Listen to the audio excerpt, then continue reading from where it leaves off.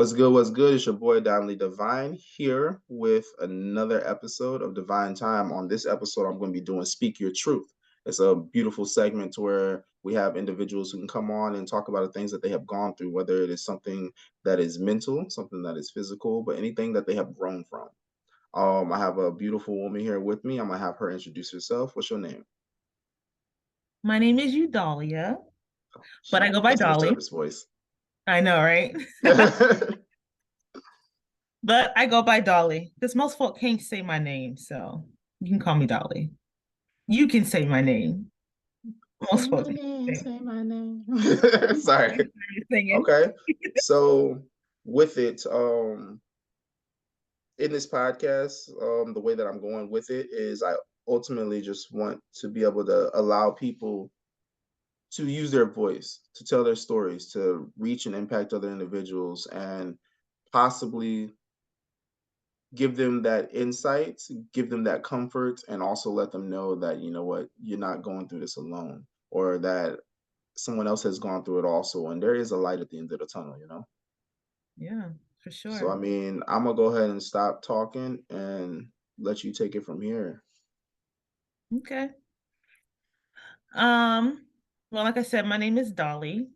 Um, it took me a minute to kind of figure out what story I wanted to talk about because when you go through life, you go through life, Mm-hmm. like different stages of life brings you different things. Like there's a saying, different levels, different devils. So um what I was going to talk about today was Black women in healthcare. That's what I want to talk about. So I've never told my story regarding my experience with healthcare, the system. Granted, I'll start by saying this. When I was 18, I went to school to become a CNA. So I worked as a CNA for a few years in Hawaii. I went back to school. I got out of the field. Then I went back. I got my CCMA, but I never really got the opportunity to work in my actual field. As far as hands-on on the medical aspect, I worked more of the front desk with my CCMA. Reason being is because I had a missed diagnosis, also known as a delayed diagnosis. Um, Back in 2020, I was diagnosed with multiple sclerosis. And I like to say that I battle MS. I do not have MS because you speak life and death in your tongue. So I don't like to say that I have, I like to say that I battle. Okay. So like I said, I was diagnosed with MS in 2020. However, I was having symptoms from like 2014, 2015. Going to the doctor and expressing at the age of 27, yeah, I'm experiencing some tingling and numbness in my toes. Okay, well, let's go and get that checked out and so on and so forth. Um, my healthcare provider then, or insurance provider then, phenomenal. She was civilian, let's say civilian. For those of you who understand why I'm using that terminology, you understand why I'm saying a civilian healthcare provider on point. You know, that's not normal. You're 27 years old, you're healthy, you're functioning, your blood work is fine. Let's figure out why you are experiencing numbness and tingling in your toes. There were incidents where I like to wear heels, the higher the better. 6-inch heels, platform, that's kind of gives you a little background on myself, like, hey, the higher, the better. Turn up, So, turn up.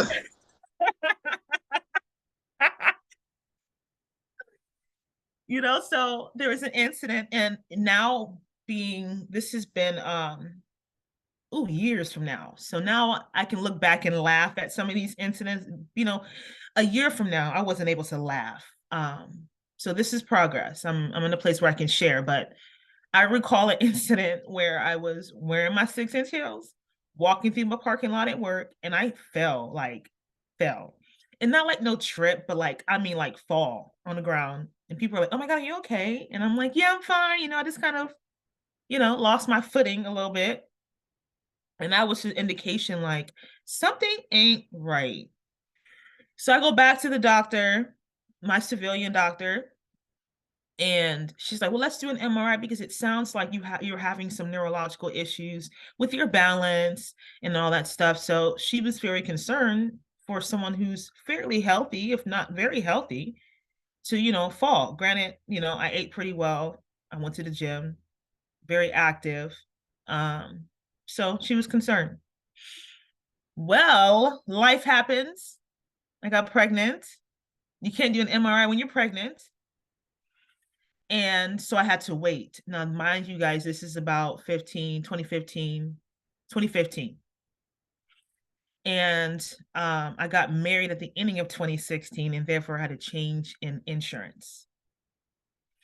So I was pregnant. I moved over to another insurance 2016. And after I had my child, had my son, I went to resume my healthcare to figure out at this point now, not only are my toes numb, but my feet are numb. Um, my legs are starting to feel a little numb at this point, and my balance is off. And I'm starting to feel some changes in my body that are not normal. So I'm going back. I said, when I have this, after I have my baby, I'm going back to a neurologist to figure out, to kind of pick up where I left off before, I got pregnant. I get to this particular doctor, and this doctor is no longer a civilian doctor. So I'm going to I have to go to a specific doctor because now my insurance is very particular. Um, yeah, I don't want to actually say who it is that I had, but again, those of you who are familiar with civilian doctor, or if you Keep have to it go to keep a it specific, confidential. yes, trying to keep it confidential. Like I said, I do have a medical background, just a little bit. I understand HIPAA and all that stuff. Um, yeah, so I go to this doctor, and of course, me coming from a medical background, I made sure I went to my civilian provider and got my medical records and brought it over. So they had all my documents. All you had to do was look at the documentation from that specific neurologist and say, all right, so you guys are doing this. Let's pick up from here where she left off and see what's going on. This new sector equipment is not the best. You feel me? Like, it's not. So I go ahead and we do the MRI scan, and you know they're like, oh, everything is normal. We're running all these tests. Oh, everything is normal. Your blood work's fine. Your MRI is fine. Your brain is fine. Your spine is fine. Like, everything is fine. You're great. Let's just send you off to physical therapy to help you with. At this point, I can't feel in my left leg. I can't feel in my left foot. If I get too hot, I'm dragging my foot. So, these are some things that I was enduring in my body, that I was noticing my symptoms were getting worse. Um, and so I'm like, physical therapy to help with the weakness in my body, to help, or my legs. I wasn't able to stand as long as I was able to before.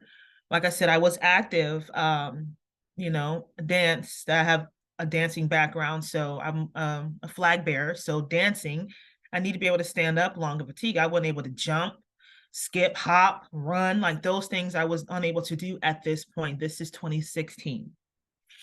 And it was starting to take a toll on me mentally at this point, because you go from a place of being able to do what you are once able to do without any hindrances to a position where, hey man, if I try and run, this left leg is not doing what I'm telling it to do, and I'm falling, like that's not cool. I broke my baby toe because I couldn't sense the distance of my foot from the door frame, broke my toe, and people are like, how you break your toe? It makes you feel some type of way, so um that's part of the mental toll. It started there. Like, what's wrong with me? Am I making this up? Because at this point, the doctor that I was seeing was a Caucasian neurologist, an older gentleman. And he said, I've run all the tests. Everything that's coming back is normal. I don't know. If you're feeling it, then it must be going on. So for someone to tell you if and it must, that is an indication of you really don't care about me. I'm coming to you expressing my concerns, and from your response, you're telling me that I'm pretty much making this up, that I'm concocting this up. And then you're just brushing me off to physical therapy. And when I go to physical therapy, they're like, well, what's the diagnosis? That was gaslighting. At its finest. Um, and like I said, physical therapy is like, well, what's the diagnosis? I'm like, I don't know. I told this man I'm numb, I'm weak. And I'm telling them all the things that I'm going through in my body. And they're like, well, how are we going to treat you for something that we don't know we're treating you for? We can try and strengthen your legs. You know what I'm saying? We can try and do these things, but if we don't know what the diagnosis is, what are we treating? And me again, medical background, your guess is as good as mine because you're going in it blind. I'm just being obedient.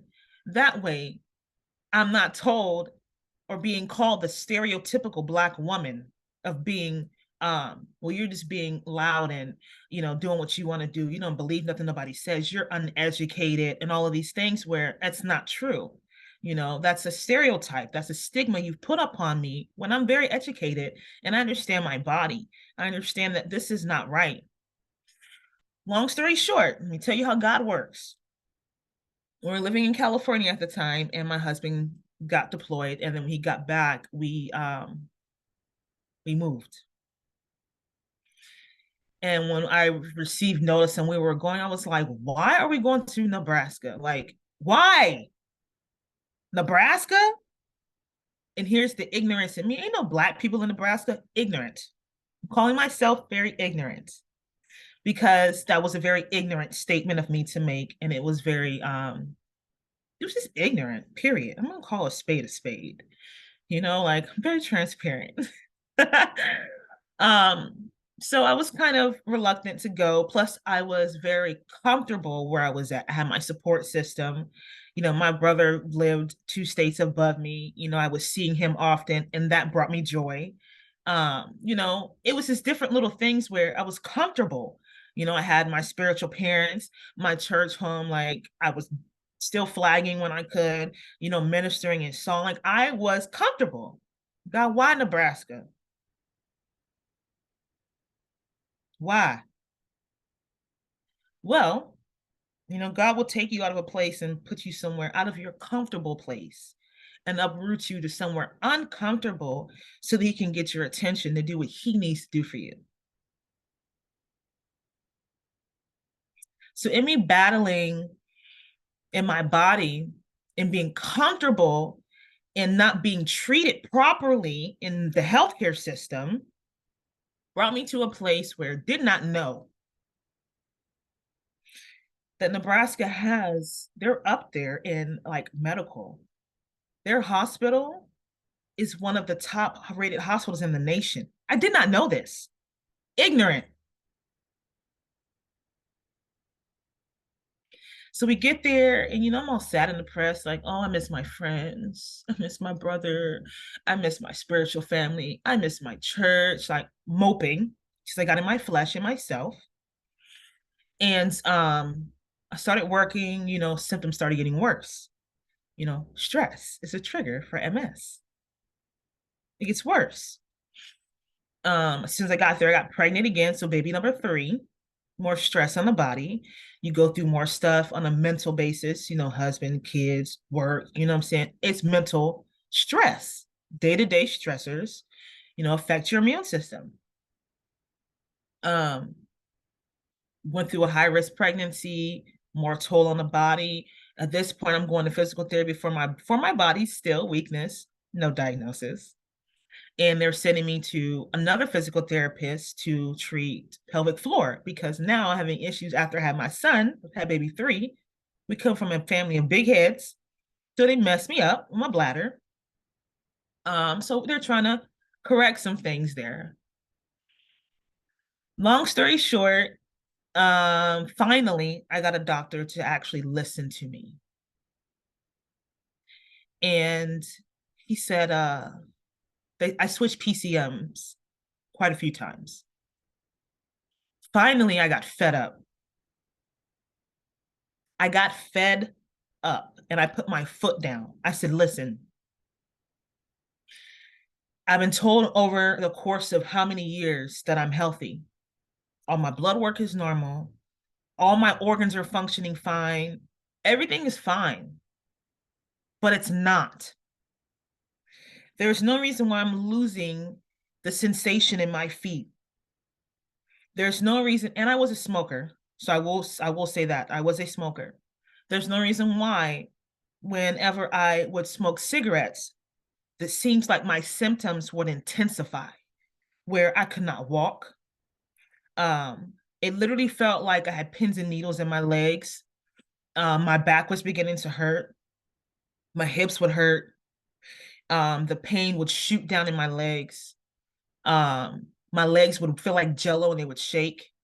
Um, if I literally have fallen out of chairs because I could not feel that I was sitting down because I had lost the sensation from my waist down. Um, could not stand for a long period of times, could not walk. I had our third son in 2019, still no diagnosis. I took a girls' trip with my mom and my aunt to Las Vegas in July. Anybody's been to Vegas or knows anything about Vegas knows that time of year, and it's like, oh my God, you don't go outside. Black people don't go outside in July in Vegas. It's just if you are sweet because you are chocolate and you will melt.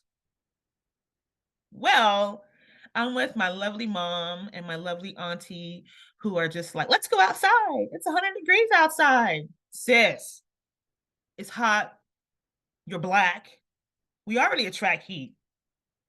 And I'm cute. I'm not trying to be busting all these beads of sweat. Like, what? Granted, I wanted to have fun. I haven't had a break in a minute. You know what I'm saying? Like I said, I've been going through all of these things in hiding. You know what I'm saying? Like my brother and my mom didn't know the like the extent of what I was battling in my body because I kept those things from them because I don't want them to worry about me. You know what I'm saying? Like, oh my God, we granted we may feel each other, we can sense stuff is going on, but when you battle stuff on that magnitude, it messes with you mentally. Um, and you retract because I don't want to be a burden to anybody. So we get out there.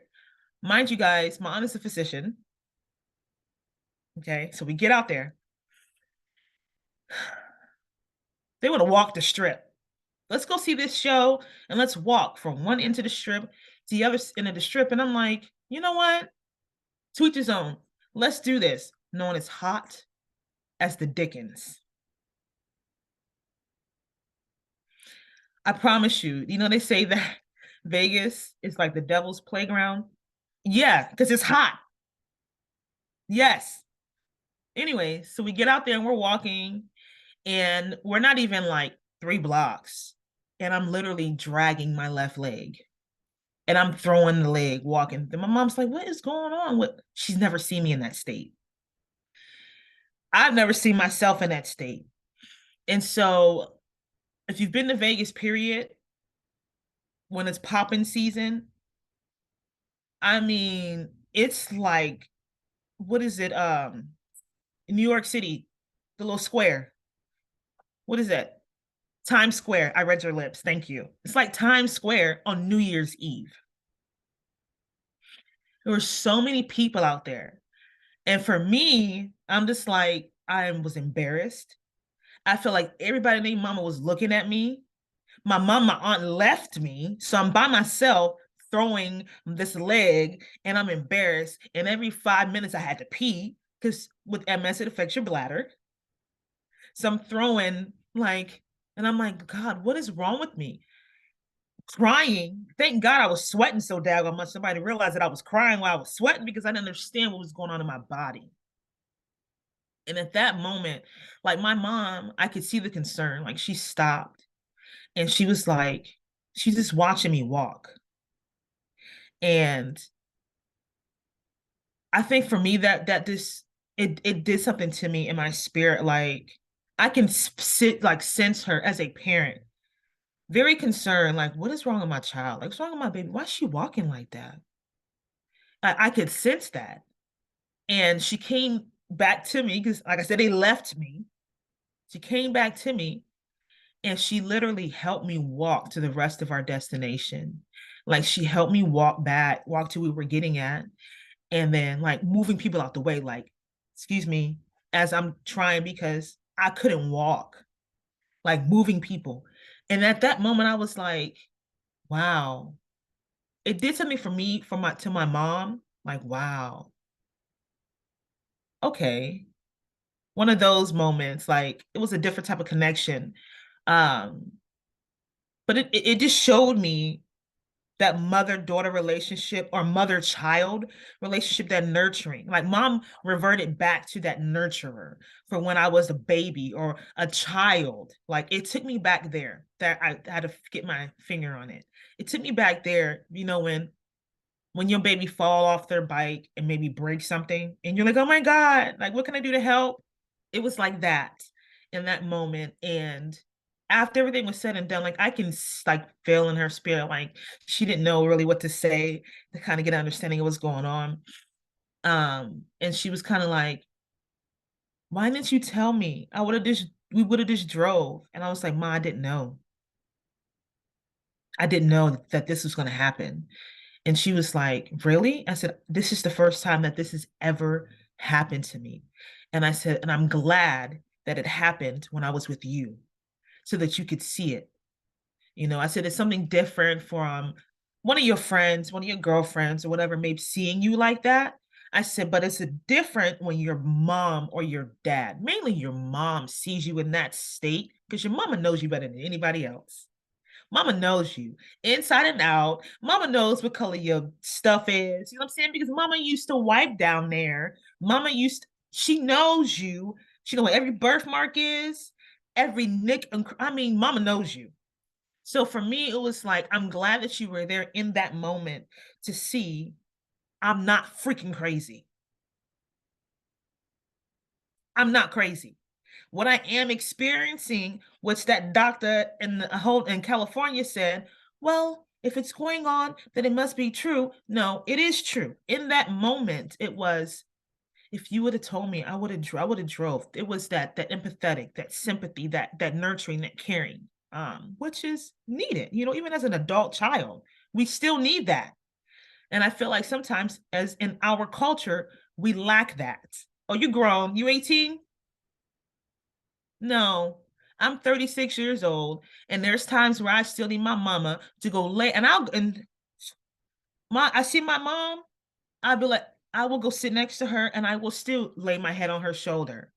I still come up behind her and give her hugs. Like that's just, you know what I'm saying? Like I still need my mom. I still need that love. I still need that affection. I still need that confirmation, that affirmation. Like I still need that. And as long as she on this planet, I'm gonna get it. Um, but anyways, you know, that was just an eye opening for me. And then being with my aunt, who is a physician, she was like, I didn't like that. I don't like what I see. And she kind of gave me some insight as to you need to go and you need to ask for X, Y, and Z. And so when I finally went back home and I was said I had enough, and I went to that doctor, I had enough. Something ain't right. And I had that experience. No, I went to Las Vegas and it was hot, and this was what happened. When I stand up for too long, I get tired. I fell out of a chair because I couldn't feel that I was sitting in the chair and I slid out of the chair. Or I stepped on something and something like I couldn't really feel that I had stepped on it, but my nerves overreacted and I fell on the floor. Those experiences, I was able to write all of those things down, keep a log of all of my symptoms. This is important. I kept a log of all my symptoms and I took it to the doctor. That doctor, this is what's going on. This should not be happening. Let's redo your MRI scan. Better yet, let me refer you to somebody else who knows better. Thank you. Appreciate it. So at that point, they referred me to a neurologist out in town, a civilian neurologist at University of Nebraska Medicine. And I will call them out all day long because without them, I would not probably not be here today. I'm gonna be 100% with you. Um, so I went to University of Nebraska Med, see a neurologist. Like I said, I kept a log of my symptoms. I wrote down every symptom. If anything I experienced, I wrote it down. When I went to go see her, well, what's going on? Sweet lady. What's going on? What do you know, how long has this been going on? Pulled out one right in my purse. This is what's going on. I experienced this, when this happens, this, and I went down the list. First session, the first visit, intake. I think I have an idea what's going on. And I love this about her, and this is the best doctor I've ever had in my whole life. And I told her this, and I was so sad I had to leave her. Period. She said, I think I know what's going on, but I don't want to say anything because I want to make sure I'm 100% sure before I tell you. In that moment, I respected her off gate. Much respect. Thank you. I appreciate it. She said, what I want for you to do. I said, I'll do anything you need me to do. I was that desperate. And do whatever you need me to do. Okay, well, I need you to go and do this MRI scan of your brain, your thoracic spine, and your middle spine. I'm like, okay. Yes, ma'am. Whatever. It's going to be about an hour and a half, 2 hours to do this MRI scan. What? You know what? Let's do it. I don't care. I need answers. I'm tired. Let's get it over with. I don't care. Whatever you need me to do, I'll do it. She's like, okay, well, we'll schedule it. So on and so forth. This is 2020, you guys. Okay. I believe that this was October 2020. I was like, all right, cool. Go get the MRI scan. Did the MRI. I didn't know I was claustrophobic. This much. This much.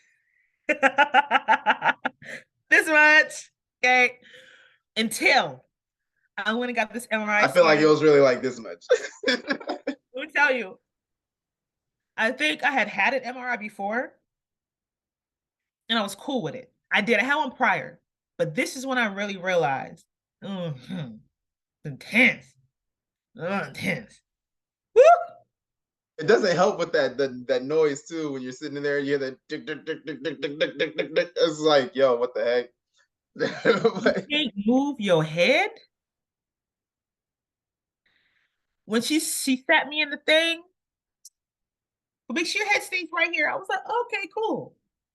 When she put that joke over my face and I looked like Hellraiser,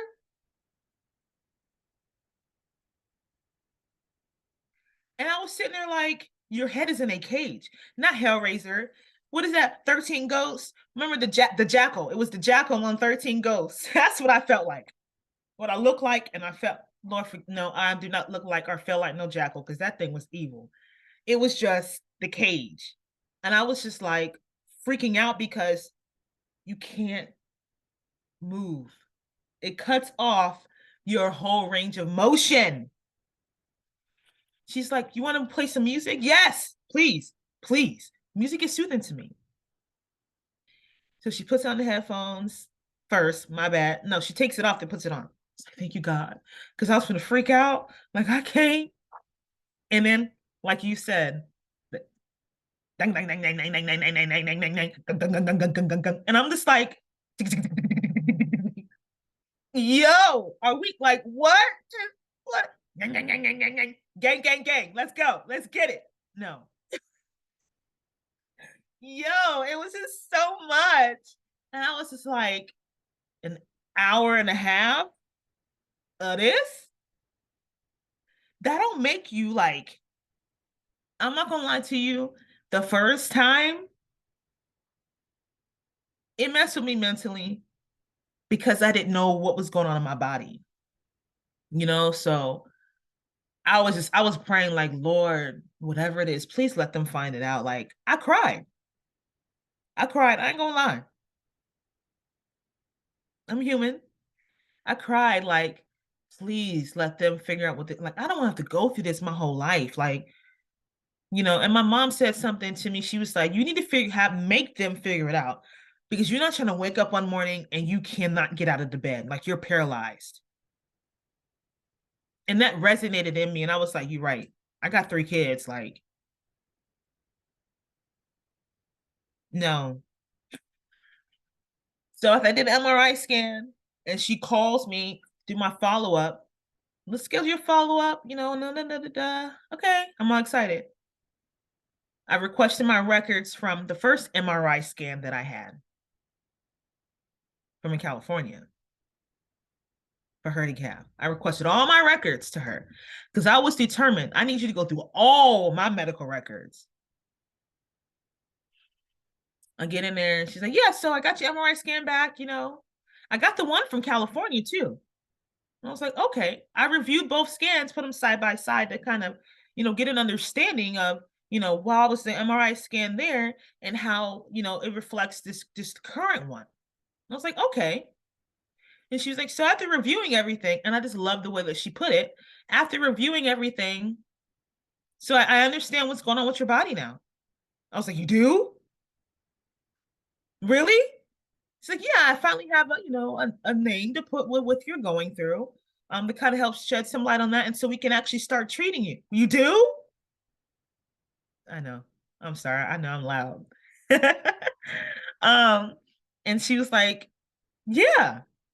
She's like, okay, well, you have multiple sclerosis. And I was just like, put a pin there.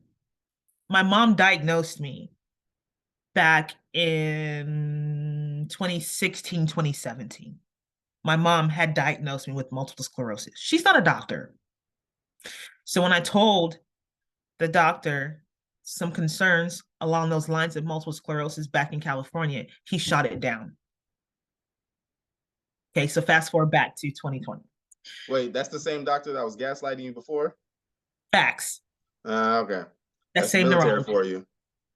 I wasn't gonna say who it was. But anyways, I can't say who it was. You can, but I can't. Anyways, the civilian doctor in Nebraska, when so this is what she said. She said it so eloquently. Yeah, and I reviewed your scan from California. She was like, so for you all that do not know, multiple sclerosis, aka MS for short, is an autoimmune disease.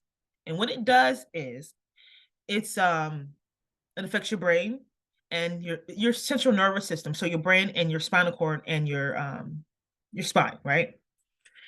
And so how they diagnose you typically is they do an MRI scan of your brain, your neck, so your spine, all your entire spine. Because lesions is what happens. MS will leave lesions on your brain and on your spinal cord, and it actually eats the myelin off of which is the fatty tissue that surrounds your nerves, that protects your nerves. So when your brain is sending signals down through your nervous system to tell you like, oh, there's pain or oh, that's hot, that's cold, the fatty sheet, which is called the myelin, protects your nerves. Okay. So I wanted to say that. So MS eats the myelin.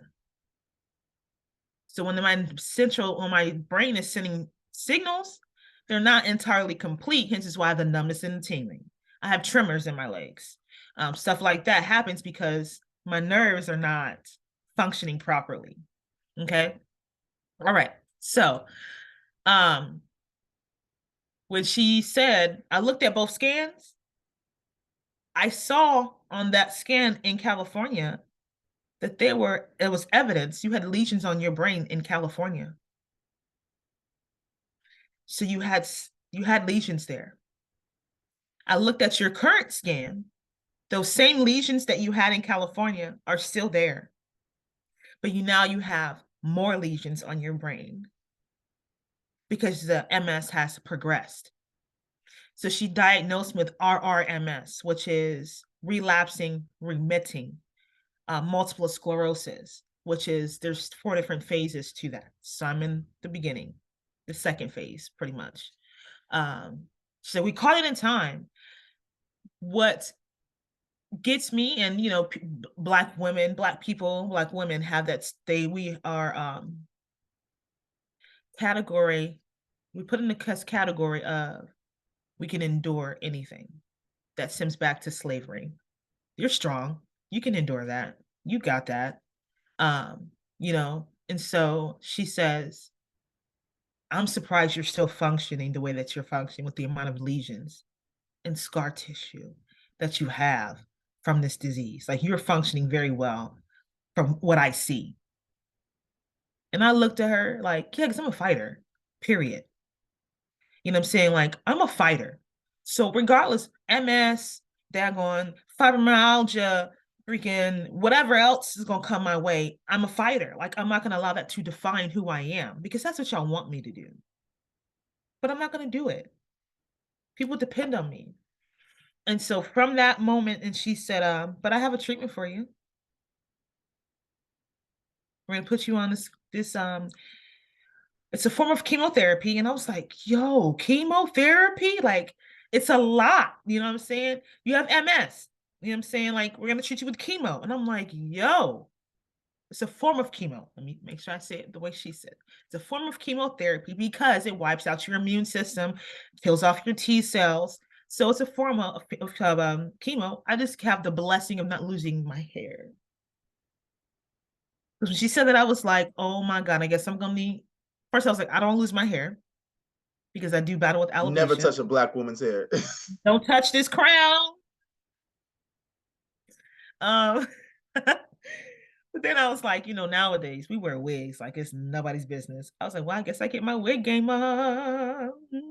Lace front, here she comes. Hey. But I like my natural hair. I like my curls, but I'll just have mad wigs. Hubby will just be a little upset because some coins that we got. Just kidding. I'm just kidding. Um, but yeah, so it was a relief to say the least. It was much relief. Having the diagnosis of knowing what's going on in my body, going back to physical therapy with a purpose, not as a push off or a pond. It was with purpose, which was very helpful to target, I'm saying, the areas that needed to be targeted for growth, to be all that good stuff. And so I kid you not, I got diagnosed in 2020, we PCS in 2021. That's how God works. And I had to understand once that happened, I was like, we moved here to North Carolina, which is funny.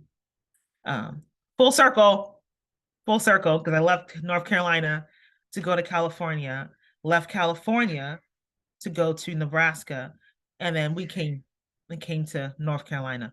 Full flipping circle. I left here, MS started to manifest, was not being diagnosed properly, was mistreated, misdiagnosed, played as a pushed off as a stigma, as I don't know what I'm talking about, as it's all in my head, to moving because he wasn't going anywhere to Nebraska to get the diagnosis after I endured some things, had our last baby, our third baby, process with purpose, and to get diagnosed, to come back, me personally, to come back to North Carolina where I endured a tremendous amount of trauma. So that is my first story, because North Carolina in the whole is a whole nother story. However, with the health is what I really wanted to talk about. You are your own advocate for your health. And as Black people, we are stigma, or placed in the stigma is placed over us, excuse me, that because of the color of our skin, we can endure anything. Oh, Black people, man, they strong as ox. Because that's what they say about us in slavery days. Okay. We weren't looked at as being human. We're not looked at as being a human being. We're looked at as being cattle. When they used to put us on that block, they would look at your teeth, your eyes, your ears. They would do a whole physical on us. Then they'd be like, oh, I want that one. Because that one right there looks like, oh, it can do all kind, it can do all of this. We were looked at as an object, not a human being. And so in the healthcare system, man, we have to be our own advocates. Speak up. Don't allow people to sit there and say, oh, well, if it's going on, it must be true. No, like, no, no. Keep a list of stuff. When you go to them doctors, man, do your own research. I had a lady tell me here, stay off of Google. Stay off of Google. It's not teach you anything. Like they'll tell you anything on Google. No, boo boo. You will tell me anything because all you want to do is pump me full of medication because you get your money from me going and getting these medications and me coming back every month to see you because you got to sign off on this medication. That's a whole nother story. But B, you are your own advocate for your health. And don't let anybody tell you that you're crazy because you're feeling stuff. Because you will start to believe that you're crazy because you're being gassed it's out the bag now. As my lovely brother said, what I'm saying? It's gaslighting at its finest. People will gaslight you in the industry, the medical field, the medical field, especially being Black, because they feel that we are less than. That's why a lot of Black women die giving birth. Mm-hmm. Facts on facts. I mean, the thing that gets me though is if you have ever read like the Black Law Dictionary, it states that the term Black, if you claim being Black, I was like, you, per the Constitution, you're saying that you're not a human being. Mm-hmm. So, I mean, that's why a lot of times you might hear me say melanated individuals. But also I was jotting down some things while you were telling your story. And military, from being in the military myself, you knew me before the military. You got to see me while I was in the military, and you got to see how at one point I lost who I was while I was in the military in the process of getting out. The military breeds narcissists. And that's the thing why I don't really trust a lot of like military people in professional fields, because I'm just like, you're more about yourself. And how at the end of your story, probably about a good minute, 2 minutes ago, you mentioned that with doctors. I was talking with my dad's wife yesterday. She had a procedure. She actually had to get her rotator cuff fixed once before, and I had went through that as well. I'm like, for me, it didn't make sense that it took about 8 years for them to finally be like, yeah, your shit's fucked up. And it took me going to a civilian doctor for them to finally be like, yeah, you're gonna need surgery. Because I mean, when it reached the point to where I couldn't really even lift my arm, I knew something was wrong. And I had dislocated my shoulder going through the martial arts instructor's course back in 2015. Why did it take 2022 for me to finally get surgery? But anyway, yes, the military breeds narcissists. That's one thing that sucks, but I'm not gonna keep you on much long because our time is limited. I know you have other things you gotta do. So I just have a few questions. Like, what would you say to anyone that's battling MS?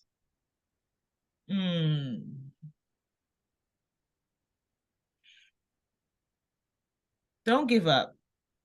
Don't give up. For one, do not give up. It's a tough disease, man. Take your medicine. That's one thing. With MS comes depression. You know what I'm saying? Anxiety. So make sure you take your meds and find your person.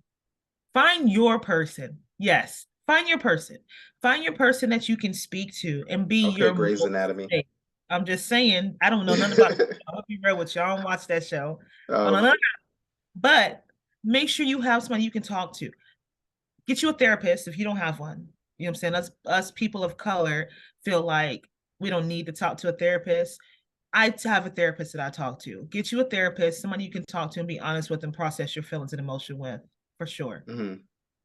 Yeah, that's Mhm. definitely something that I feel that the melanated community doesn't do. Like we're stuck with these generational curses that we keep passing on because we feel that because of our skin tone, we're so tough. We don't need to talk to anybody. We don't need to get help. We don't need any of that stuff. You need to suck it up and Yeah. keep it pushing. And that's something we definitely need to change, which is another reason why I'm like this season, I'm like, look, we need to bring more awareness. We need to go ahead and get this stuff out. Like we can make a change. Michael Jackson said it the best. If you want to make the world a better place, you must first look in the mirror and be that change. So with it, No. what if you could do anything, if you could do anything different, what would you do differently pertaining to this story? Honestly, That's what I'm asking for. Honesty.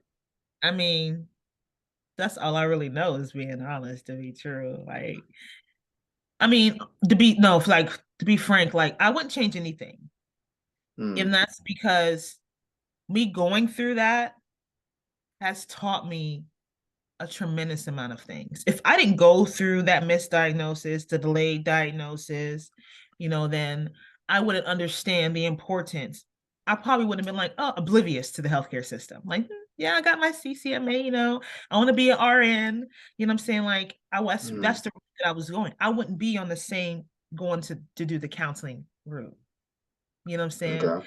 Of my career. I wouldn't have made that career change. I would have stuck with being blinded. But instead, I want to go, it affected my career. Hmm. Got you. So do you have any last words for any of the listeners? Anything that else that you want to get out or any positive words? Shit, if you want negative words, whatever, that you want to send towards them for anybody who's listening. Never anything negative or positivity. Um, let's see. I would say, yeah, again, make sure you find someone that you can talk to. But it's okay to not be okay. You know what I'm saying? Like there are days you're gonna have down days. There are days I still don't want to get out of the bed. You know what I'm Yeah. saying? Like, so just make sure you have a therapist you see on a regular. And again, it's okay. But most importantly, even if you don't battle with MS, you know what I'm saying, or any other what is the word I'm looking for? Let's say chronic illness or uncurable illness. You know what I'm saying? Like make sure you have someone, but just know that it does not define who you are. Facts on facts. You know what I'm saying? It does not define Yeah. who you are, but always utilize your voice. Like your voice is more important than anything because you know what I'm saying? Like my husband can say, speak up for me any day of the week. He could always be an advocate for me. But if you don't advocate for yourself and speak up for yourself, then Mm-hmm. I always used to say, if you stand for nothing, you'll fall for anything. So you have to stand up for yourself. I mean, and if you want to take it to the biblical side, if God is for you, who can be against you? I mean, I got stands for days. So you just have to make sure you stand up for yourself. Because if not, especially in the healthcare system, being of color, as soon as they see you, they're already judging you Yep. off gate. So just make sure and be proud of who you are. Stand up. Like, And if for anybody who is of any for the melanated individuals, when you stand up for yourself, don't be overdoing it. Like don't be yelling, causing a scene, and all that stuff because no. they're already off from jump, already waiting for you to wait. They're waiting for you to do something so that way they can be like you're being aggressive and they feel threatened. So Mm, I mean, you have to kind of be a little more tactical with it. yes. Yes. I just wanted to throw that Yes. in there. It's I just not want to what you throw that in say. there. It's not Yes, what you say, it's how you say it. And facts on facts. like Danny said, like they're waiting. They're like, oh yeah, they're black because they have Hmm. this notion already from the TV shows, you know what I'm Yep. saying? The music, the way that we are portrayed as being savages. Let's just Yes. call us spade. They see us as being savages. They used to call us savages. Therefore, they still see us as that way. So if we go in somewhere, and this is not how I act on a regular, someone's going to give you that disclosure. If we go in somewhere and we come in there, girl, no, this is what I'm supposed to get. Okay. And because I know this is no off, you already lost somebody. Even for me, even if they're another person of color, if you come at me like Mhm. that, I'm gonna be like, "You know what? You can miss me with all that ignorance. You can miss me with all that. If you're gonna want going Yes. somewhere, especially with in a professional environment." My mother always, when I was going through before I got diagnosed, she said, "You need to speak their language." That was something I never really understood until I got older after experiencing, things that I have gone through. But yes, I mean, knowing the language and speaking it actually works wonders with you. Like I have another girl that I ended up doing a recording with, and she was in the military. Come to find out, she was autistic and everything, and she used to always get in trouble, but she would get herself out of trouble because she would end up researching and learn how to speak that language.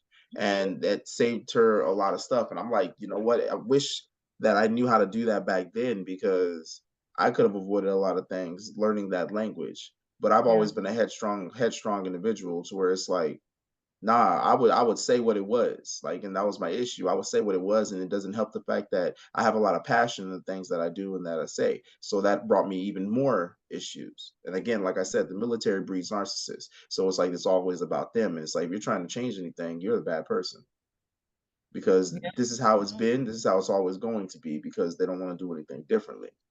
But I yeah, mean, that's beyond me. But yo, I'm thank you so much for actually like jumping in and telling your story.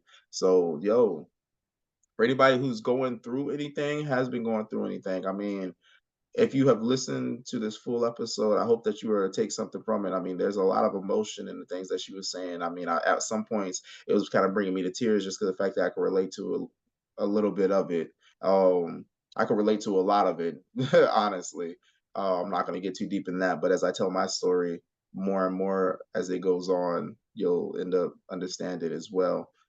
But yes, this is divine time. Everything that happens is a divine time. And I've been like exactly how she said. She started off in North Carolina, went to California, then went to Nebraska, came back to North Carolina. I mean, she did a full 360 around the country, and everything happened in divine time. Everything that she needed happened at the right time that it needed to happen to get her to where she is now. And I imagine she's doing great.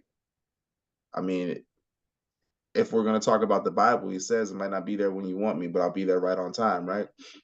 So, I mean, yeah, it's wild. It's wild. It's literally divine time.